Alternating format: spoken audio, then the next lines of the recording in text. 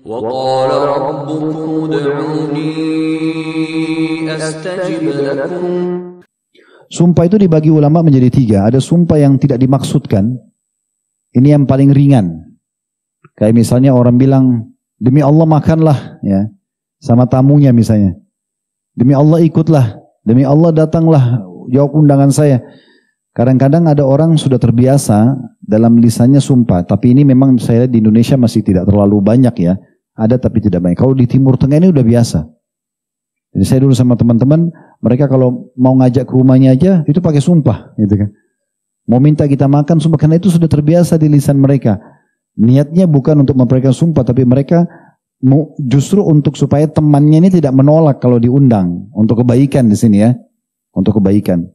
Maka yang seperti ini, poinnya kata para ulama, ya, dia harus membayar kafarahnya. Ya.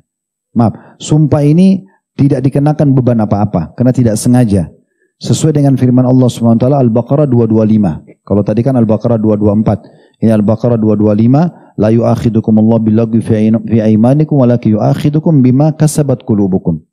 Allah tidak akan menghukum kamu disebabkan sumpahmu yang tidak dimaksud. Terlintas tiba-tiba kita ucapkan, tetapi Allah menghukum kamu disebabkan sumpahmu yang sengaja oleh hatimu. Dan Aisyah radhiyallahu anha mengatakan, Allah tidak akan menghukum disebabkan sumpah yang tidak dimaksudkan. Lalu dia membacakan firman Allah Subhanahu wa taala ini, dan beliau mengatakan ayat ini turun kepada orang yang mengatakan tidak demi Allah, benar demi Allah. Nah, ini jenis sumpah yang pertama, orang yang memang terlintas di lisannya bersumpah tapi dia tidak bermaksud. Ya. Kemudian yang kedua, sumpah palsu. Ini berat sekali. Sumpah yang palsu. Sumpah palsu ini disilakan dalam agama kita al-yaminul ghamus. Ya. Sumpah palsu. Seperti orang sumpah tadi membela kesalahan dia seakan-akan dia tidak lakukan tapi dia bohong. Atau di pengadilan untuk merebut haknya orang lain misalnya. Ini semua berbahaya sekali. Ya. Dan Nabi SAW mengkategorikan ini dosa besar. Dan ini termasuk bima aqadtumul aiman. Ya, dari Al-Baqarah tadi atau surah Al-Maidah ayat 89 Allah menyebutkan walakin yu'akhidukum bima aqadtumul aiman. Allah akan hukum kalian dari sumpah-sumpah yang kalian tekankan, kalian tahu salah, kalian lakukan. Maka ini akan ada berat hukumannya. Masuk dalam kategori dosa besar. Dan juga disebutkan dalam sebuah hadis yang sahih riwayat Bukhari, kata Nabi SAW, al-kabairu al-isyraku billah. Dosa-dosa besar adalah kamu berbuat syirik kepada Allah, wa uququl walidain, durhaka dengan kedua orang tua, wa qatlun nafs, dan membunuh jiwa, wal yaminul ghamus, dan sumpah palsu. Ini kategori dosa besar. Ya. Ini jenis dosa yang kedua, sumpah yang kedua, dikuatkan juga dengan riwayat lain, kata Nabi SAW, khamsun laisa lahunna kafarah. Ada 5 dosa tidak diikuti lagi dengan pembersihan. Ini betul-betul harus taubat nasuha kepada Allah. Asyirku billah azza wa jal, berbuat syirik kepada Allah. Wa qatlun nafs, membunuh jiwa. Bighairil haq, tanpa ada hak sama sekali. Au nahabul mu'min, atau merampas hak seorang mukmin. Au firaru yaumaz zahf, lari dari kancah peperangan. Au yamin sabiratun yaqtati'u biha mala bighairi haq, atau malan bighairi haq, sumpah palsu di depan hakim untuk memperoleh harta yang bukan miliknya. Jadi kalau ini masuk kategori dosa besar ya, tapi tentu ini masih lebih ringan dibandingkan tadi orang kalau sumpah dengan selain agama Islam, sumpah selain nama Allah, itu sudah jelas keluar dari agama Islam. Tapi kalau yang kedua ini dia sumpah palsu tapi masih menggunakan nama Allah Subhanahu wa taala. Ini kategori dosa besar. Kemudian sumpah ya, yang ketiga adalah sumpah yang salah tapi disengaja. Ya. Dia tahu nih salah dia, tapi dia bersumpah demi Allah saya tidak lakukan, demi untuk melindungi dirinya. Ya. Nah ini masuk dalam kategori sumpah dosa, dan di sini dia harus bertaubat, kemudian dia membayar kafarahnya, membayar dendahnya. Bayar kafarah ini maksudnya adalah membayar apa yang Allah perintahkan dalam Al-Quran. Ya. Ada penyebutan dalam ayat Al-Quran digabungkan tentang masalah kafarah ini. Yaitu memberi makan 10 orang miskin.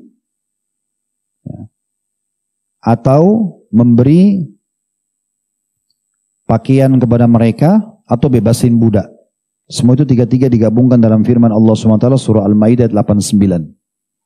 Ya, ini kafarahnya. Yang bunyinya a'udzubillahi minasyaitonirrajim la yu'akhidukumullahu billagwi fi aimanikum. Allah tidak akan menghukumi kalian dengan sumpah-sumpah kalian, walakin yu'akhidukum bima aqadtumul aiman, tapi kalian akan dihukum dengan sumpah yang kalian pastikan lakukan walaupun kalian tahu diri kalian salah. Fakaffaratuhu, maka pembersihannya it'amu asyarati masakin min awsati ma tut'imuna ahlikum. Kalian memberikan makan 10 orang miskin seperti makanan yang kalian makan di tengah-tengah keluarga kalian, atau memberikan makan keluarga kalian. Au kiswatuhum, atau memberikan mereka pakaian, au tahrir raqabah, atau bebasin budak. Wa man lam yajid fasiyamu 3 ayyam. Siapa yang tidak mampu tiga-tiga itu, ya, bebasin budak, tadi memberikan makan 10 orang miskin, atau memberikan pakaian mereka, atau membebasin budak. Kalau tidak mampu maka berpuasa 3 hari. Dzalika kafaratu aimanikum idza halaftum.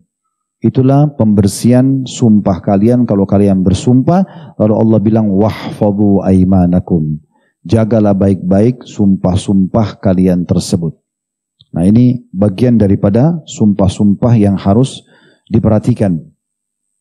Sebagai penutup dalam bahasan kita, teman-teman sekalian, ini tadi masalah sumpah-sumpah, dan ada satu pintu kalau orang sempat ucapkan maka sumpah itu tidak terhitung, yaitu kalau dia ikutkan dengan insya Allah. Ya.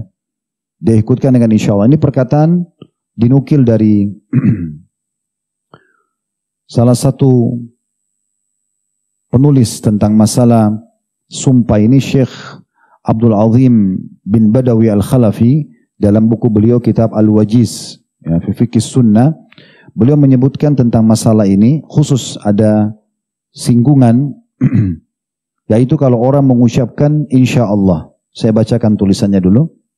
Kurang lebih terjemahannya, barang siapa yang bersumpah dan mengucapkan insya Allah, maka ia telah mengecualikan dan tidak perlu ada pembatalan sumpah tersebut. Sebagaimana disebutkan dalam sebuah hadis Nabi SAW, berkata Nabi Sulaiman bin Daud alaihi wassalatu wassalam, sungguh malam ini aku akan menyetubui 70 orang istriku. Karena Nabi Sulaiman memiliki 70 orang istri. Yang setiap dari mereka akan melahirkan seorang anak yang kelak akan berperang di jalan Allah.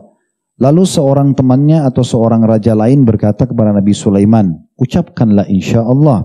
Namun ia tidak mengatakannya dan lupa. Maka tidak ada satupun dari istri-istri itu yang mengandung, kecuali orang yang melahirkan anak yang cacat saja.